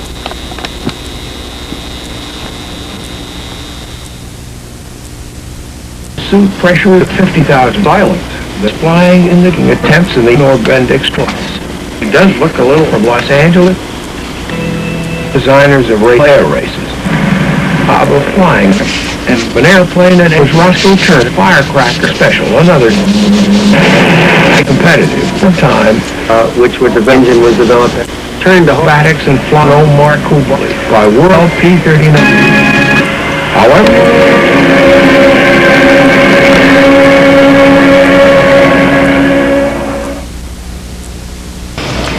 now I got some neat stuff George Ventrini sent away for some Tsunami scale drawings. I want to show these up on the close on the camera.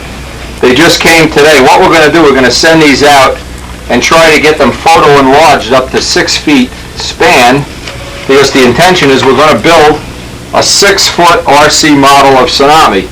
Not going to go into a lot of details here, but all I want to say is I want to give this guy a plug. The name of the place is Reworking. Beautiful scale drawings. And I'm going to send these out, and we get them photo enlarged back. This will just give you a rough idea of what. Here you can see how nice these drawings are. They show the cockpit detail. Give the guy a plug. It even shows the propeller, the side view. Now this is with the blue paint job, but still, if you were going to do like a Frank McMillan L. Rabe scale Tsunami, boy, what beautiful. Look at these exhausts. Now, it gets me aggravated that my exhausts that I made are not that good. I'm going to keep working on that. More on that on a future video. I'm going to try to get some aluminum tubing. Look at all the nice details, all lettering. This is the blue paint job here. This was the only one he could get. The canopy detail. Top view, side view. So if you're interested in any of this, here's the place's name is Reworking. Well, we got another rainy day, and I just got another Merkle muffler here from Mike Haravich. I want to show you a relatively good trick here, something I learned recently. It's worthwhile. Now, Merkle mufflers, for all purposes, they're very light. They're not in production as far as I know. This is one that I originally used on the plane. Couple of problems with them. You need real long screws to go through the engine, and what Mike Rogers does is he taps the case and uses, I believe, 540s or 632s. Now I want to show some of the improvements I've made to this muffling system. Running the little Tiger 51 gaskets, you can get these from Tower Hobby. In between all the joints seems to help. I want to someday or eventually make a gasket for this surface here to keep, what it does, it keeps the oil from coming out on the muffler. Now if you notice this one, this is the original one, we bored out the back and there's no baffling in this at all. Bored it out to 475 thousandths. This is a little bit on the super loud side. Now this is one that Mike just sent in here. And what I want to do, I want to show this. This is a stock one. When it's put together, it's 375, and that's about the same as an Adamus and muffler. It'll give you the same fuel economy. You can see the little tangs in the exhaust. One of the things we're going to do is machine this exhaust down so the muffler fits up tighter on the body. They come with this tube. You can basically throw the tube away. You're not going to use that tube on a 60. If you take this apart, you'll see there's clamshell baffles. They're all ground away in here. There's no baffling in here at all. The first thing, if you're going to run this on a 60 or a 46, get rid of all the baffles. Make it just 2 clamshells. There's a little boss here where you may or may not want to run a pressure fitting. Again, I run mine right out the top. Always have a pressure fitting and block it off when you're not using it. And what I'm going to do with this now, I want to take it in. A lot of people have written me in and said, oh, hey, they like the way your muffler is all polished. How do you polish it? Well, when you want to polish a casting, there's a little more to it than maybe meets the eye. First thing is, I'm going to take a Dremel tool with a fine stone and grind off all the writing. I don't want to see that writing on there. I have 2 of these, by the way. I'm not going to do this one. This is really Mike's, but I have the exact duplicate of it. grind all that off, and then what I'm going to do is take 180 wet and dry sandpaper and sand the whole casting down until the casting... Now in my shop, in the cellar, I have a slop sink, and what I like to do is get the water adjusted so it's warm, not hot and not cold. This takes a few seconds. Get a nice temperature that's comfortable on your hands. This is the wet and dry sandpaper. 180 grit seems to work well on castings. Now what I do, I have 180 grit, you can see the number there, a little soft balsa block, and one of the now any aluminum, this will work on any cast aluminum. I've already ground this off with a Dremel tool. It helps if you put a little bit of soap on there. This is probably not too high tech, but if you see this, you can do this to a spinner, whatever. Keep a nice soft, soapy surface, rinse it off. That takes away all the clogging out of the sandpaper itself. Again, this is nothing too high tech, but a lot of people just don't have a basic idea of how to polish. What they do is they take a casting, a head, a venturi, anything, and they try to just go polish it. Well, the first thing you have to do is get all the casting flaws out of it. A Merkel muffler is a casting. First thing you do with any aluminum, even a spinner, you want to polish a spinner, take the 180 grit, get all the casting flaws out of it, and that'll leave in sanding scratches. Then when you go to the polishing wheel, and again, you could buy a polishing wheel for about $3, and you buy some jeweler's rouge for another $2 or $3. For $5, even if you use that in an electric drill, you can make yourself a real nice little buffing, or whatever you want to call it. There's a nice tool you can use. You can polish up spinners, do a lot of aluminum polishing. Especially like true turn spinners, they respond real nice to polishing. You can polish, look at this, it's sticking in my hand. You can polish them up in an hour, hour and a half, or whatever. Now once it starts getting too sticky, put a little more soap on it, just ordinary old dish. You can see, by the way, we have no baffles in here. All ground out. 375 tail hole. It's a little bit better if you block sand it. You'll get just like paint. You want to get a nice, flat, reflective surface for the polishing. So, I'll do the rest of this off camera, then we'll get down to the buffing wheel, down to the polishing wheel. But even if you didn't have a buffing wheel, you could do this by hand now. Let's get this out of here. Let me show this on the macro lens. Maybe this will be appropriate. Obviously, dry it off.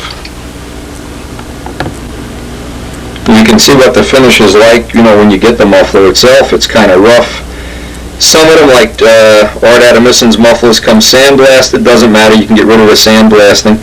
See the casting flaws in here? Well, the sandpaper gets rid of all the casting flaws. That's step one. Here's all the grinding. Get rid of that baffle in there. You don't need that baffle. Now, here's the one just so you can compare. We just got done sanding. See these little low spots here? We're going to sand until we get rid of all the low spots. Up here, this is almost perfect here. Up top, you see, this is good. See these little flaws and little nicks? This is from the grindstone when we were grinding up. But we'll spend another hour, hour and a half up here and get rid of all these little sanding flaws until this is perfectly smooth, and then we'll be ready to go to the buffing wheel. Now, of course, this is an old refrigerator motor with a soft pad on the end. Some of the things you need a thing of wax. This is just ordinary candle wax, or a candle. You put some wax on the wheel. Anybody that hasn't done this is really low tech. The wax holds the rouge on. Now, I have two kinds of rouge. I have black, which is kind of rough. The black rouge you want to use first to rough out the part. This gets all the big sanding scratches out. When you're finished, then we have this jeweler's rouge, real fine polish. I can't read the name of who makes this. Divine Brothers Company, Utica, New York.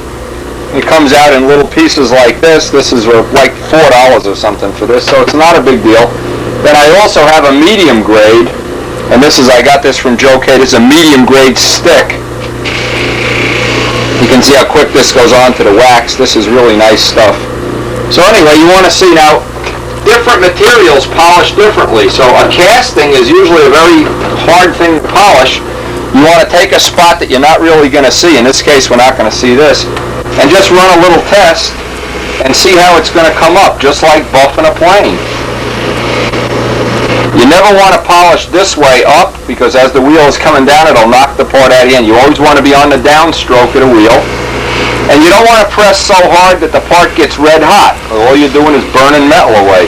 Just a nice, even, medium pressure. Now, another thing, very important, when you're all done, you'll notice there's a residue of wax or compound. You don't want to take this polished part and put it right on a motor. You want to clean it in either soapy water, acetone, lacquer thinner, anything, and get all that residue off. If this much of that grinding compound gets in your motor, that's going to be the end of that motor. So you have to thoroughly clean the part when you're finished. Anyway, like I said with a casting, you've got to try all the different rouges. We buffed one of these up before, the original one, and it took quite a bit of time to get all the little specks and flecks out of it.